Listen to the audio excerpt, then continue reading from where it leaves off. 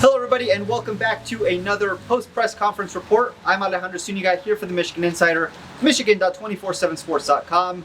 The Wolverines host number 1 Oregon this week at 3:40 p.m. Eastern at Michigan Stadium. Oregon, of course, comes to town as the number 1 ranked team in college football. It is the first time Michigan has played number 1 since 2006, that number 1 versus number 2 game between Michigan and Ohio State in Columbus. So an opportunity for Michigan that they haven't had in quite some time. Here's what we learned this week in the press conferences. Number 1, of course, and biggest news maybe coming out of Ann Arbor this week is that Jack Tuttle, the 7th-year senior, has medically retired from college football. He said he suffered his 5th concussion a couple weeks ago. He has decided to medically retire from the sport. That leaves Davis Warren, of course, who started against Michigan State, with a dose of Alex Orji as your quarterbacks against Oregon and moving forward for what remains of the college football season. Jack Tuttle, in his letter where he announced his retirement, noted that he never fully recovered from the UCL repair in his throwing elbow that occurred over the offseason. Potentially, that's why he was questionable or out for much of this season, and of course only started practicing the week of that Washington game when he came in relief of Alex Orji. So it will be Davis Warren sort of out of necessity for the rest of the season, but of course he played his best game, maybe the best game we saw out of a Michigan quarterback in the win over Michigan State. He completed 10 straight passes at one point. He threw for a touchdown. Alex Orji came in, he ran for a touchdown and was Michigan's leading rusher. And most importantly, for an offense that has struggled in this regard, no turnovers against the Spartans. Of course, that will be key against Oregon and against the opponents coming up, against your Indiana and your Ohio State, some of the better teams in the country. Elsewhere, from an injury standpoint on the Michigan football team, no official word on Will Johnson.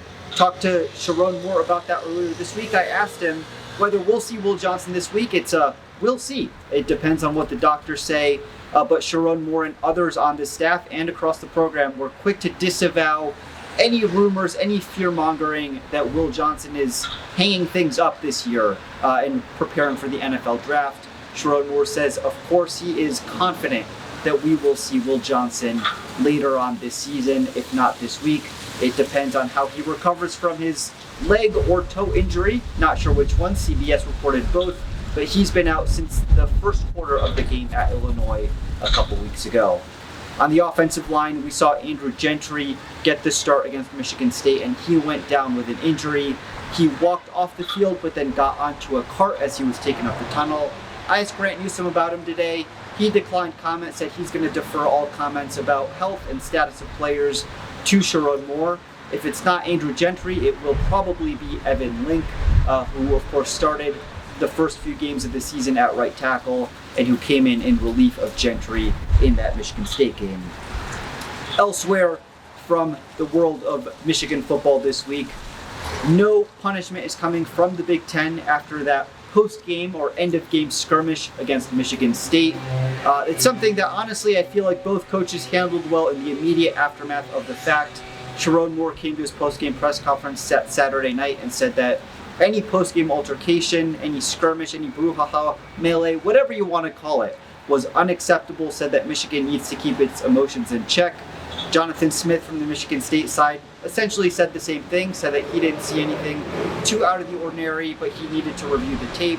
Michigan State, of course, sent the tape eventually to the Big Ten offices, asked them to take a look at it and review it in regards to the Big Ten sportsmanship policy. Big Ten came out yesterday and said there will be no additional punishment, said that video evidence was inconclusive as to whether anything that warranted punishment took place.